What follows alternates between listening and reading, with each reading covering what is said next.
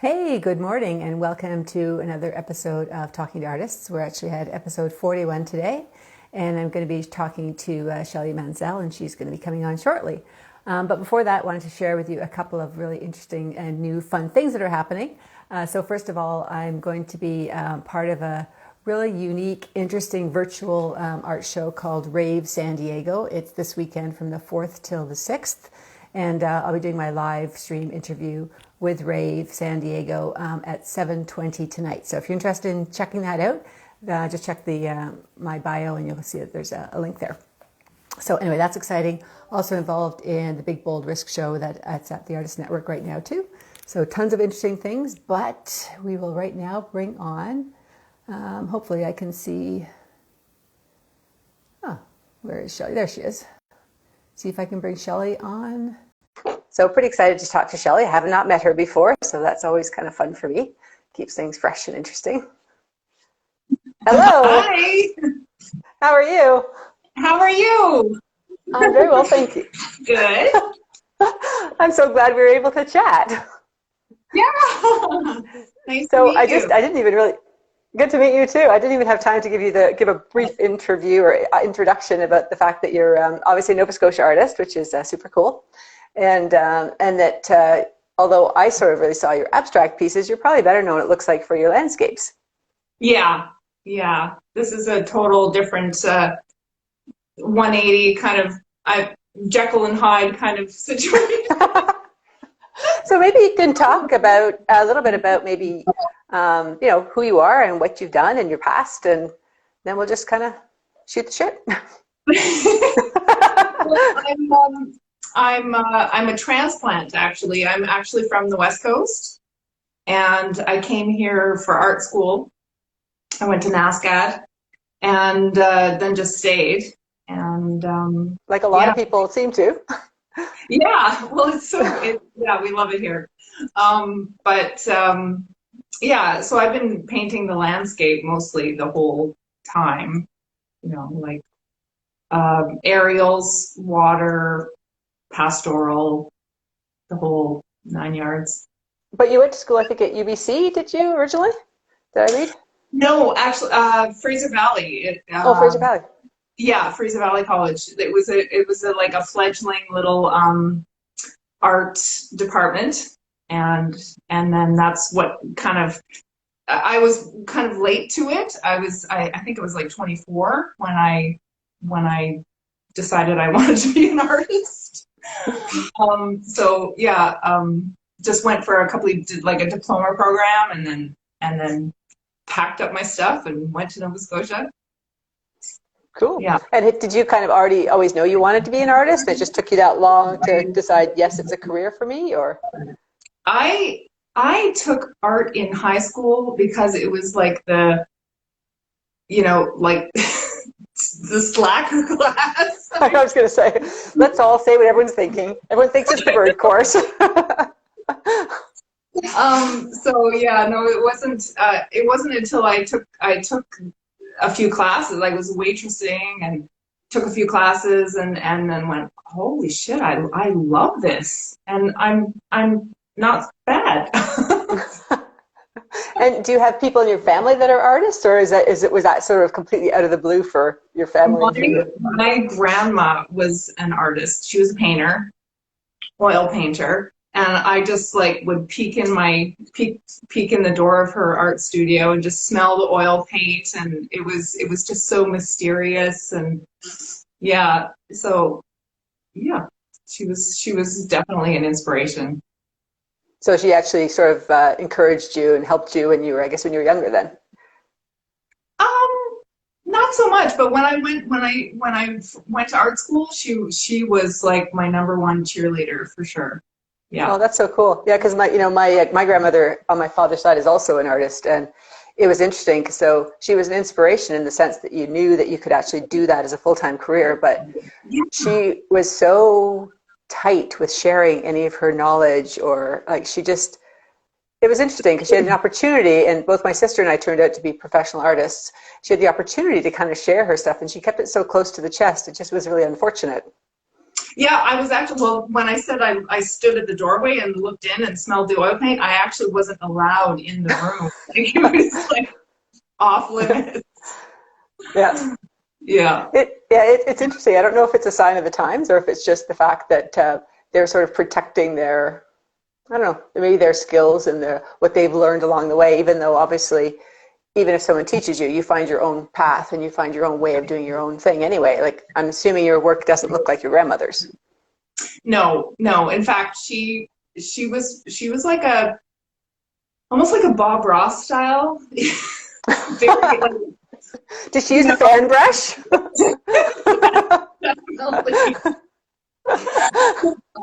Yeah, palette knives. She painted the mountains, the same Golden Ears mountains for like 40 years. So mountains with the lake reflected, the mountains are reflected in the lake, and yeah. Mm-hmm. Yeah, my grandmother did a little bit of everything. She had some super cool fashion designs she did in the like 40s and 50s and early 60s and stuff, and did landscapes, did portraits. She painted a lot of actually portraits of myself and my brother and sister when we were young that are now hanging on someone else's walls. But yeah, it's interesting now looking at her work with the eye of an artist and understanding kind of what she did and how she built the layers and stuff. Totally. So, but I guess you take your lessons and you're learning where you can, right? Some take it have formally, some people kind of just learn on their own, and some people have a grandmother who actually share stuff. Yeah, yeah, yeah. And so it's interesting because I look at your landscapes and I think your bio and stuff talks about the fact that it's very kind of almost like connected to nature, obviously, but with that real tranquility and calmness and serenity. And is that sort of your inspiration you're always looking for, or is that just the way that you're kind of built and that's what you kind of project in with your work? Oh, well, I don't know. I think a lot of the bright colors that I'm into now are not so quiet. But yeah, no, I've always worked with the landscape, and I just love the beauty and harmony. I love color harmony. Yeah, so I think that's. But I like how you've taken, like, to me, when I look at your work, and I haven't seen it, of course, in real life, unfortunately, but the fact that you seem to be taking kind of the colors and the shapes in your realism landscapes, and kind of they're almost like they're brought down to kind of the defining nature, like in terms of the shapes are not, how can I explain it? It's almost like you're kind of capturing the vision of it in kind of solid shapes as opposed to it being very detailed in terms of all of the details of it. And I think that's interesting. And I think it's really interesting then how that transfers to your abstract pieces, which when I see them together, I can kind of see that there is a transition between the two. Totally, yes. It's that reminds me of one of my gallerists.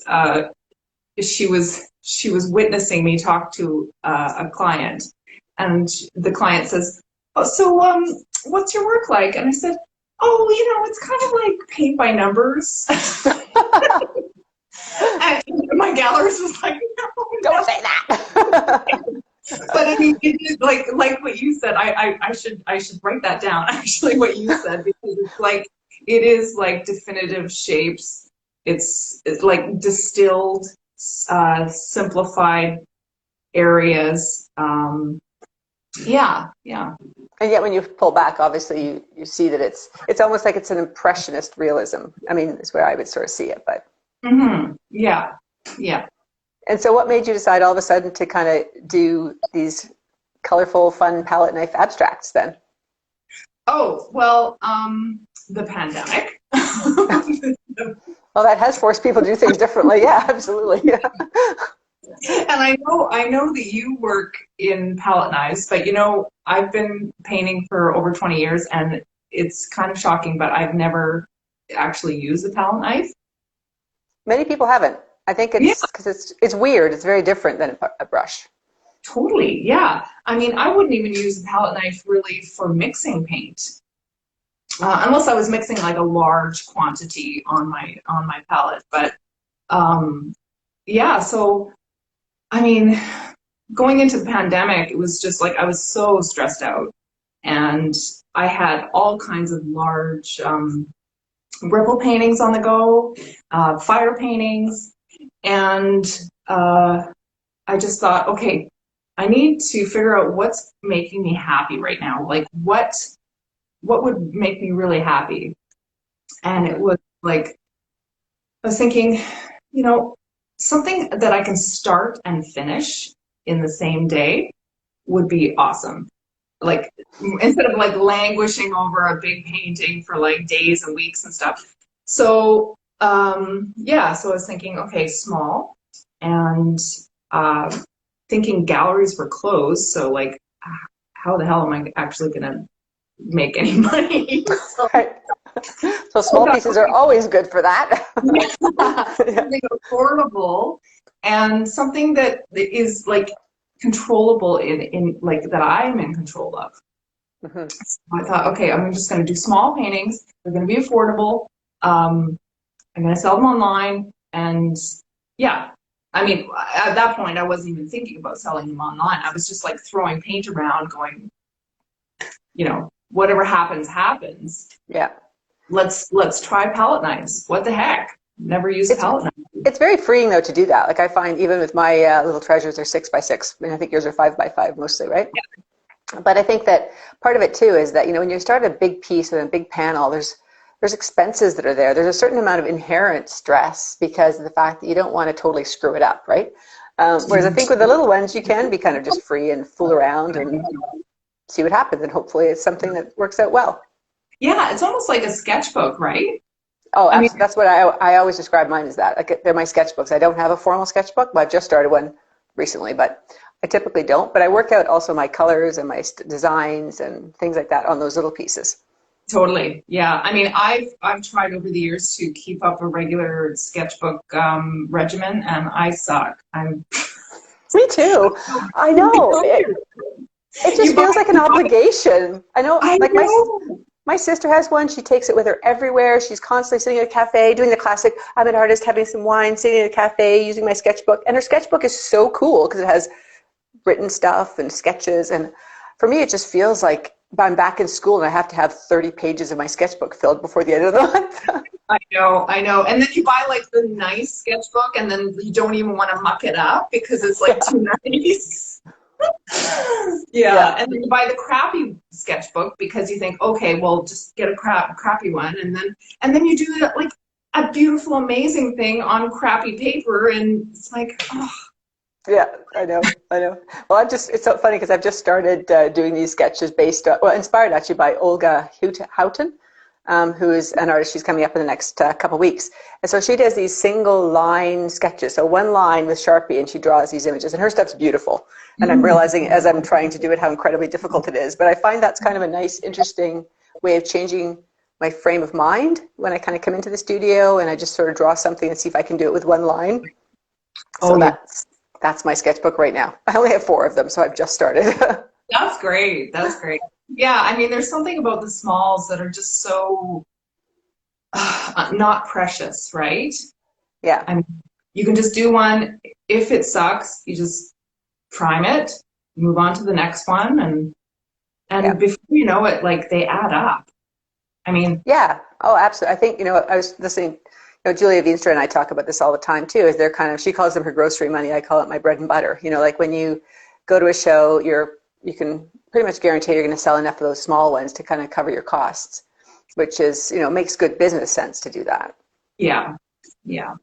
But the other thing I love about them is, especially during the time of pandemic, which I think when people sometimes are looking for just a little pop of joy to put on their I don't know, at their desk because they're doing thousands of Zoom calls. I think that it's nice because you can kind of share a little bit of that with many people because they're affordable, they're easy to love, they're easy to find a place for. And, I think there's something pretty cool about that too.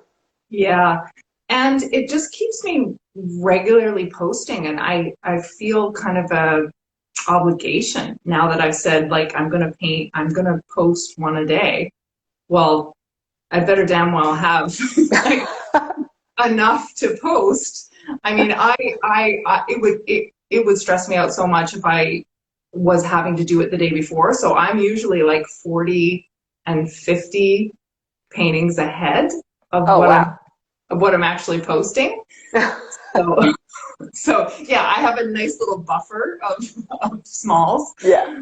So It's hard. Like I really admire people that like there's always those things going on Instagram where you have to sort of paint once a day and I remember doing the 365-day project years ago where you had to photograph something and upload it to the 365, I guess, website, but for one day for every single year, every day for a year. And at the beginning, it's pretty easy because, you know, I was at the cottage, so there's lots of inspiration stuff. But after a while, it's just like, it does force you to look at things differently because you're forced to try and find something new to do, but it also kind of creates its own level of stress, which I'm never sure is really the point of it. yeah, but I mean, I don't have any shows lined up, so I really thrive on deadlines. Yeah, So me too. yeah. So I mean, just having that daily deadline, it's kind of like a daily deadline, Mm-hmm. which is great. Well, it forces you to kind of get into the studio and get your brain going. Like, Yeah. I find, especially during the pandemic, I've had a hard time getting my mind in the right frame of mind and place to such sort of paint. So things like that help me to kind of just shift and sort of ignore the world and just kind of be in my studio and have my own little bubble. Yeah, yeah. I mean, it's affected so many artists differently. Like some people have just been paralyzed and just not inspired at all. And I think with that fire under my butt, just like I felt this kind of panic, like I have to just work my butt off. And Yeah. like 2020 was my most prolific year ever. I did over 427 paintings. Wow. That's amazing. So yeah, you can't keep that up forever, but I mean these minis alone, I've done 336 since July. Yeah, that's good. I think I'm at about 150 for my little treasures. Yeah.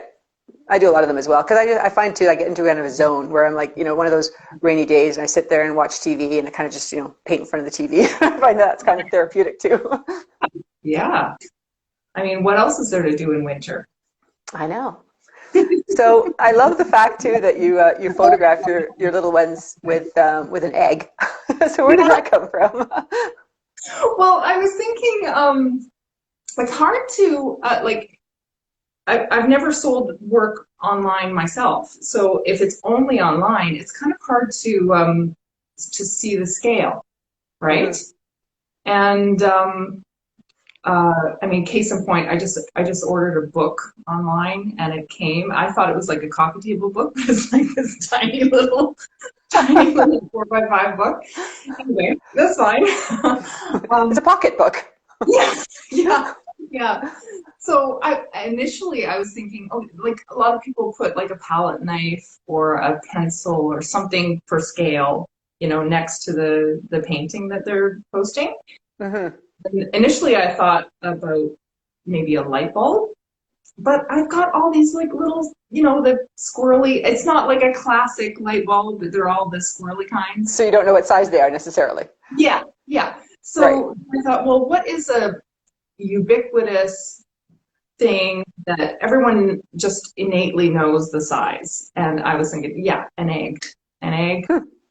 Everyone knows how big an egg is. So when you have an egg and it's white, so it's not like distracting. And yeah, just started photographing them with the egg, and that's really cool. It kind of became like a mascot, like this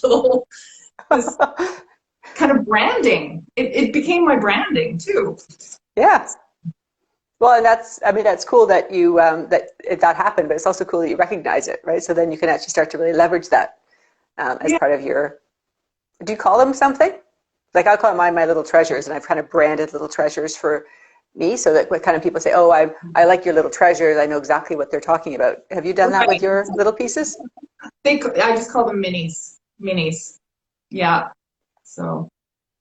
That's cool. They're fun. And so obviously I'm assuming you're not doing any shows right now because I'm assuming you're pretty much locked down as we are too. Yeah. But I think it says you've done a fair number of shows kind of internationally. What kind of shows have you done internationally, and are you hoping to get back to it? Yeah. Well, I've had several galleries across Canada over the years. I'm with 3 galleries right now, Calgary, Wolfville, Nova Scotia, and one in Maine. And the one in Maine is where I've done my international shows. But mostly I am missing the artist residency that I used to do there. Yeah, I was looking about that because I guess you were doing that a year ago. I think you posted, right? Yeah, I've been there 3 or 4 times over the last few years, and it's been so productive. I mean, when you're out of your element and you're on kind of like a time restraint, I don't know about you, but like I just produce and just like crazy. And actually, last time I was there for the residency, I was with my colleague Drew Klassen, and he came down, and we had kind of a joint.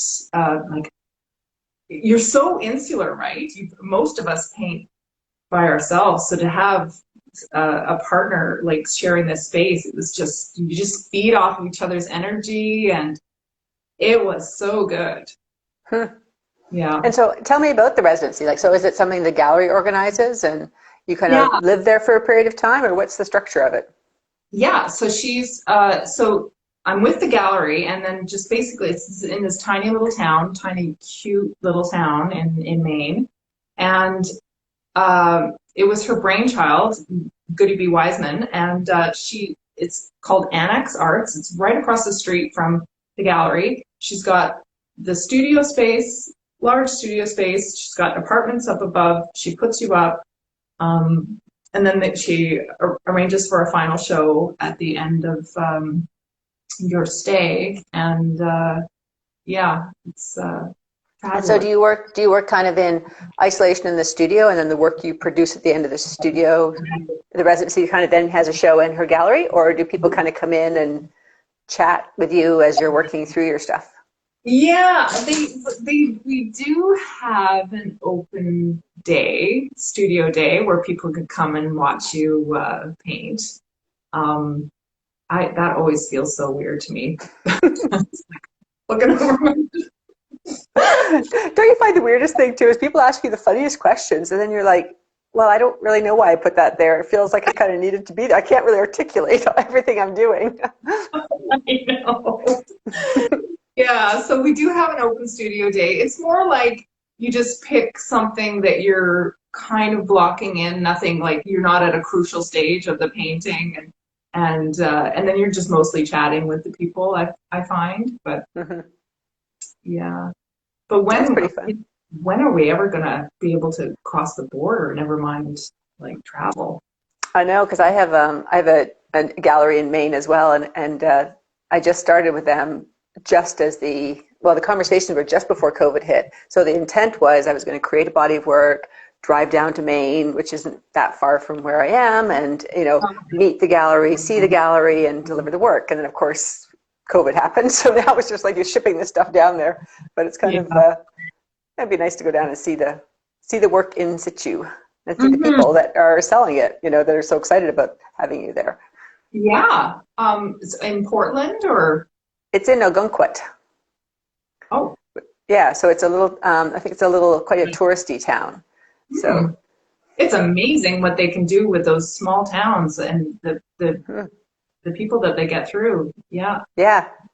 Yeah, and it's always fun to have, a new gallery that's not so far away, that you can kind of actually go and see them and visit them and stuff, but I don't know, like it's kind of, well, I guess we'll have to wait and see. I know I was looking at residencies as well. My sister and I signed up to apply for a residency that's in France, which is just like, that'd be so amazing to do. But then when they said what time, I'm like, I guess we should have 2022 at this rate. Yeah, I mean, fingers crossed for 2022, really. Jeez. I know. Yeah.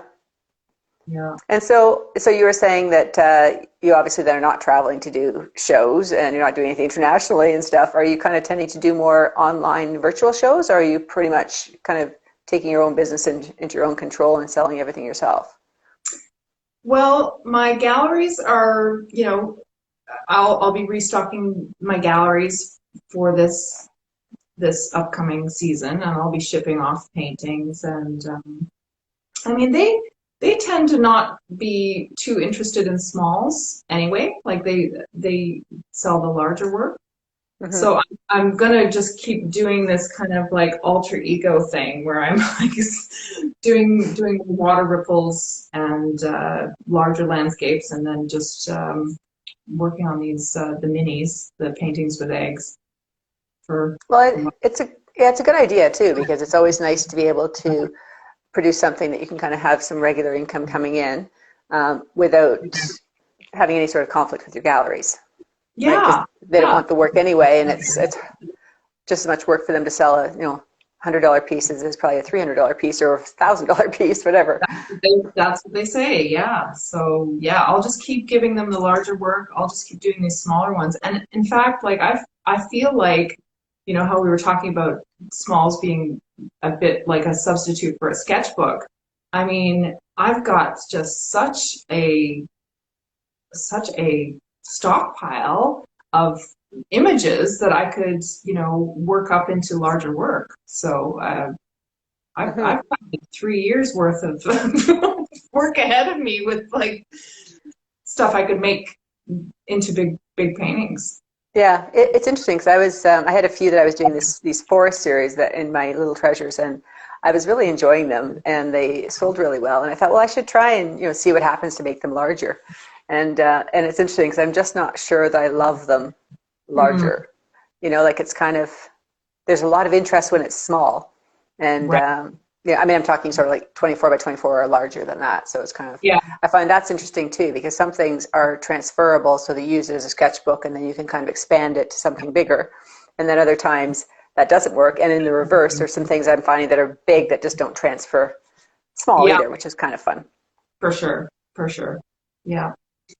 Yeah. So someone is asking if we can see some of your work, see your gallery. So I see you've got some pieces behind you. Maybe you could just give us a quick explanation. Okay, well, I kind of put myself here so you can see like the mini station over here, and then I put some of the minis up together because I found that as soon as I put like a trio together, people were just eating it up because sometimes they don't just want one, they want three. But if you like curate 3 together, then they're like, oh yeah, I can totally see that now. Yeah. So yeah, so I'll do a 3 together. Okay, well maybe I'll just do a swing around. Sure. Yeah. Can I switch? Can I go? I think you should be able to. Yes. Okay. Yeah, that's good. So, okay. So here's some unfinished work.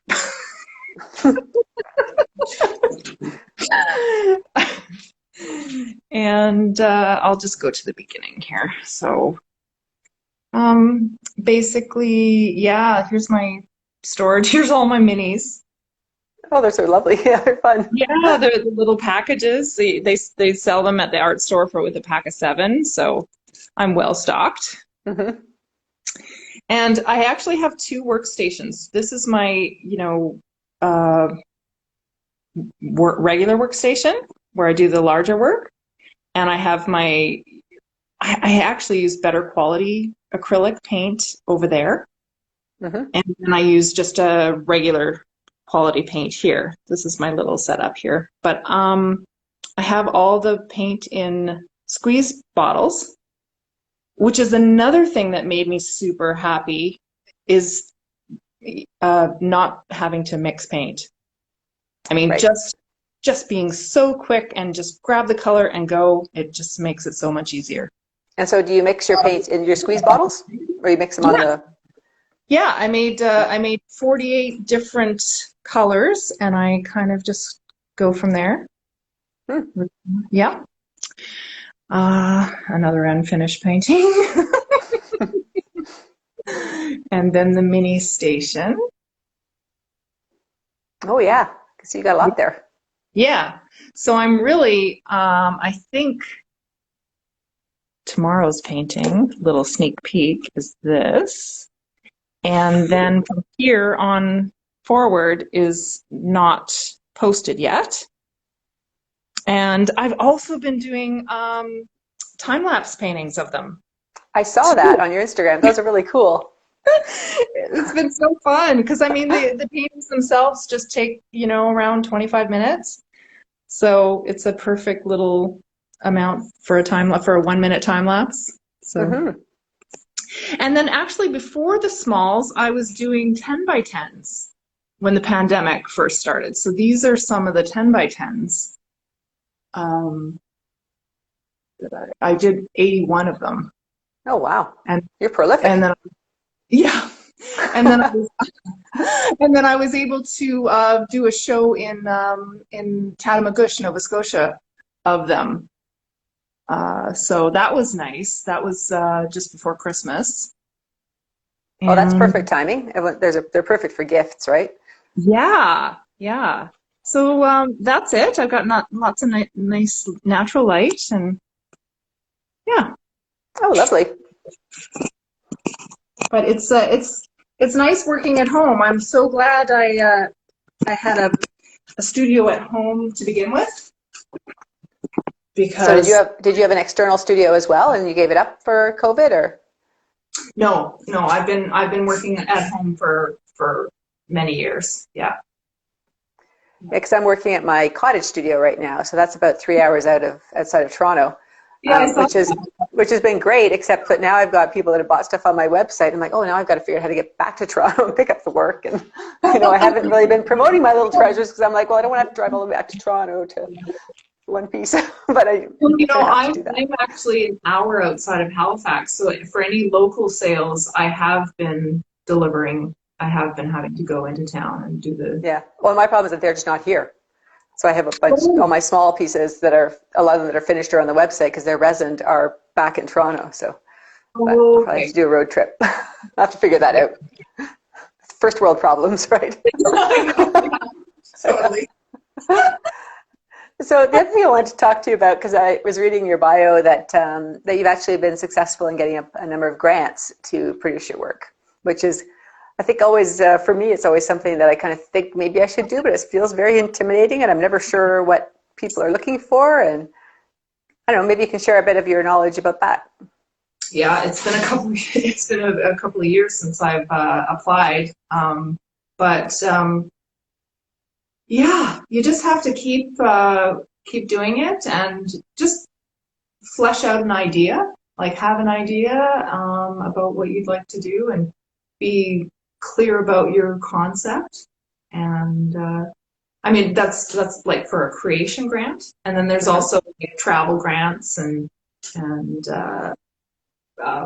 mount, like you can get a grant for mounting a body of work and stuff like that. But yeah, for the creation grants, I find that the simpler is better. Like just be clear, concise, have a good idea, yeah. What do you mean? So by an idea, is that like a theme for a show or a concept for a new body of work, or anything, whatever it is, the theme, the concept, the running thread throughout the idea.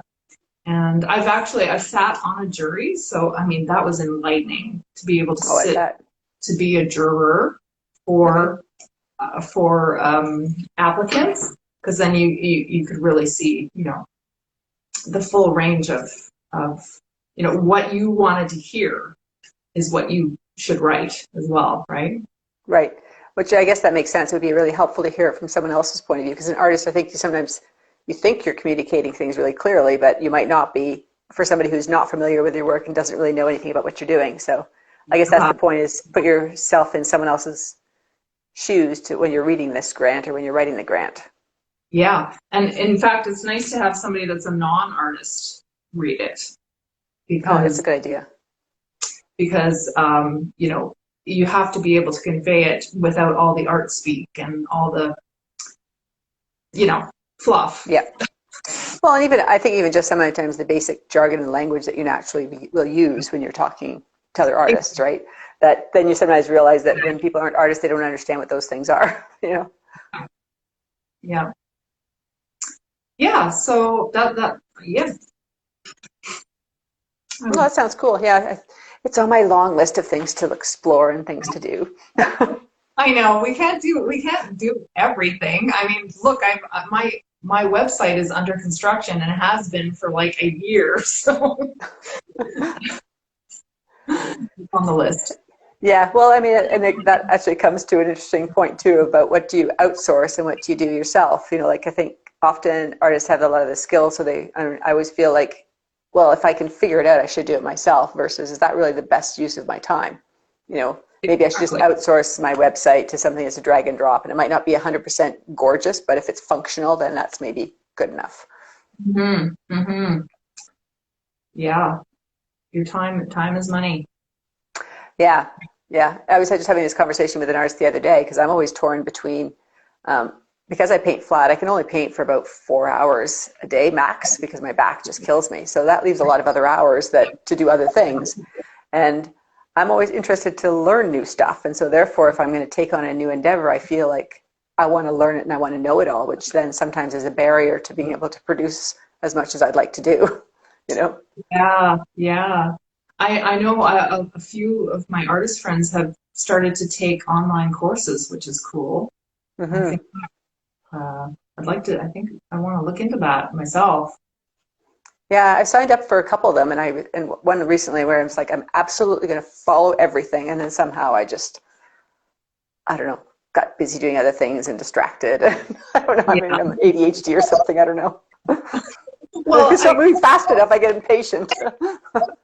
well, a couple of years ago, I was going to sign up for one of my friends' classes at NASCAD because I thought, oh, I just want a different perspective. I want somebody just to, you know, I want a different. You want to keep learning, right? I mean, you learn constantly when you're doing it, but it's nice to actually have some structure in a learning environment.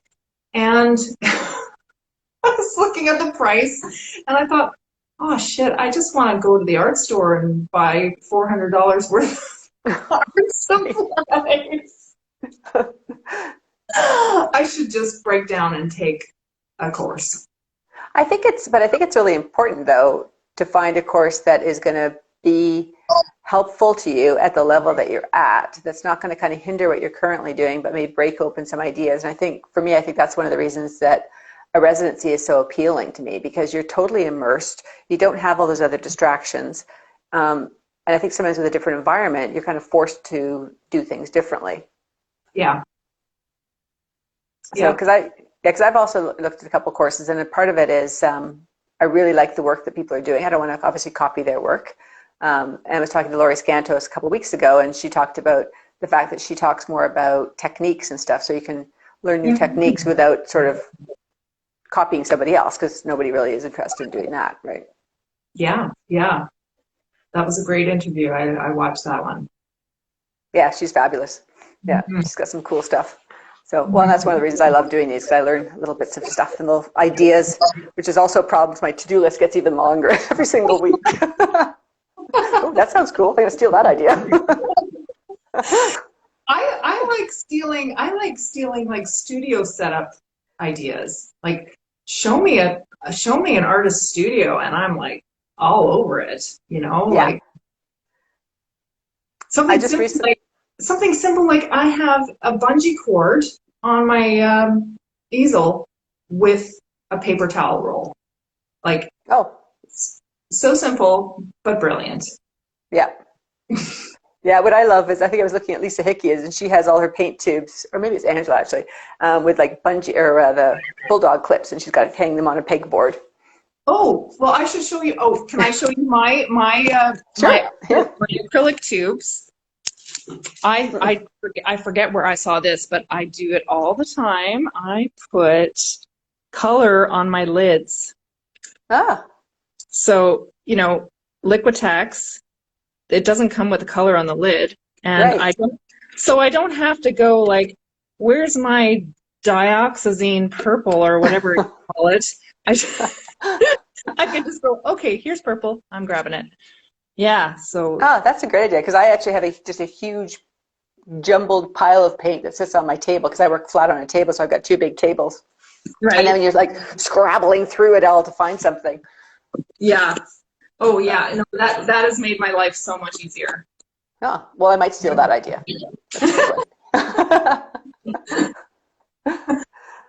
Okay, I have a couple of quick questions I'm going to ask you that are part of my Kate's Quick Questions. Okay. What do you think is the single biggest, best piece of advice that you've been given relating to your art career? Oh my God.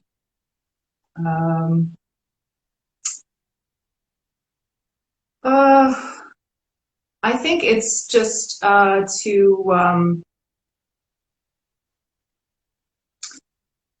I had an instructor at NASCAD, and it was more it wasn't the outcome, it was the daily practice. So we had to actually paint over what we did the day before. So you had to be able to relinquish the preciousness of it and be able to discard it and start fresh the next day. But always, it's just the work. That's an interesting exercise to do, because Yeah. even though you try hard not to have things be precious, it's hard not to. I'm I just starting a bit of a new different style, and so I've got pieces that are like really close, and I don't want to take them too far, and they are becoming precious, which is also starting to clog me a little bit. It doesn't it? Yeah. I mean, that's why I can't finish paintings, is because I get so clammed up. I mean, I'm so free for the first like 3/4 of it, and then you get to the finishing stages, and it gets really, yeah. Mm-hmm. Well, and like I've sort of shared many times too, I have a number of friends of mine who are artists, including my sister, and I'll often send stuff to them, and I'm like, I just need another set of eyes on it to see if it's finished or if there's something that's not working. And that often is very helpful, because sometimes it isn't, often it's not a big thing. It's just a small, tiny thing that just needs to be finished or completed or the loop closed on it. And then it's kind of done. Yeah. Step away from the painting. You're done. Well, and the other thing I find I do, because I paint abstract, so sometimes it's harder to kind of say, does the tree look right? Because I don't have that kind of visual feedback on stuff.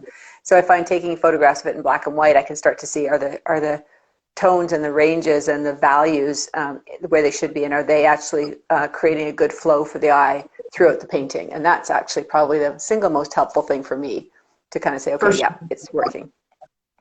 Yeah, the compositional rules still apply. Yeah, absolutely. And do you find, is there an artist that you have that you find has really informed your work, or is kind of a big influence for you? I mean, in the past, it's been many different artists, but I just went through a Fairfield Porter kick recently because of all those pinks and lime greens that in his landscapes. So, yeah, that's my recent love. Yeah. Oh, cool. Yeah, mine kind of changes. I've got an inspiration thing on my Instagram, and now it's getting to be so huge, so many pieces. it's almost overwhelming now instead of inspiring. Yeah. And so if you could have one big hairy ass goal where money and time didn't matter, what would you want to do?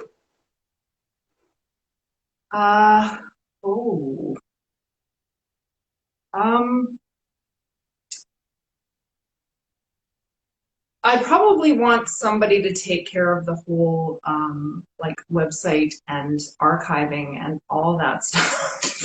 That's a good goal. If money was no object, like I would want somebody to take care of all of that stuff, because I mean, my time in the I love my time in the studio, but then of course you have like correspondences and posting and cataloging and emailing, all that stuff, which obviously takes up some of the time. So, I mean, I'm fine with that. I actually love, I love this new aspect of paintings with eggs, because I can actually talk to clients, which I never, you know, you're kind of separated when you're with the gallery is the one that is dealing with the client.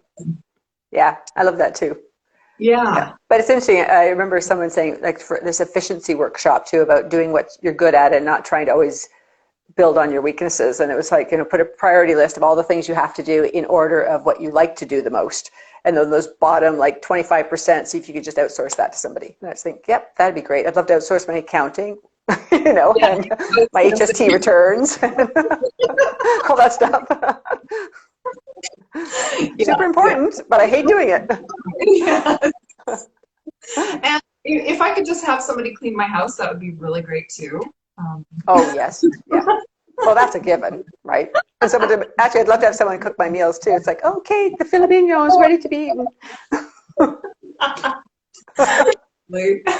Yeah.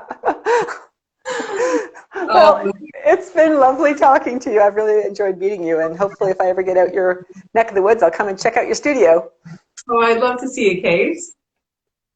So why don't you just tell everybody, your website, your Instagram, so people know where to find you. Okay, well, the minis are at Paintings with Eggs, and I post one a day for sale. And other than that, I have Gibson Fine Arts in Calgary, Harvest Gallery in Wolfville, and Gallery B in Maine. Okay, that sounds amazing. Well, thanks so much. I look forward to seeing what egg painting you're going to post today. Thanks, Kate. Okay, thanks so much. All right, bye-bye. I don't know. Obviously, I have to put my glasses on to figure out how to. I don't know how to. Hey, I don't know how to get rid of you. You might have to just stay till the end of the show. Okay, I can close it. Okay. Bye. Bye. Thank you. Sorry about that, and thank you for joining us again this week. That was really a lot of fun, and I think I learned a lot of cool things from Shelley, so I'm looking forward to incorporating some of those. Just a quick reminder, if you're interested in checking out this Rave San Diego interview tonight, it's at 7:20 Eastern Standard Time, and the link is in my bio on my Instagram page. If you didn't catch this whole interview today, it will be on my Instagram page as well as Facebook. And previous episodes are on youtube.com/KateTaylorArt. And I have just started converting these into a podcast, because I had a lot of people say that they like to listen versus watch these. So the first 3 episodes are on Spotify, Apple Podcasts, and should be wherever you get your podcasts under Talking to Artists. So I encourage you to check them out, follow, subscribe, whatever you're supposed to do would be great. And tomorrow, or next week, we're going to be talking to Danielle Pare, who does very loose landscapes in really lovely soft colors. So I'm looking forward to talking to her. And have a great week, and hopefully you found something interesting to incorporate into your art practice, or if you're just an art lover, that you've kind of had a better understanding of some of the work that goes behind being a full-time artist. So thank you so much. Have a great day, and we will see you next week.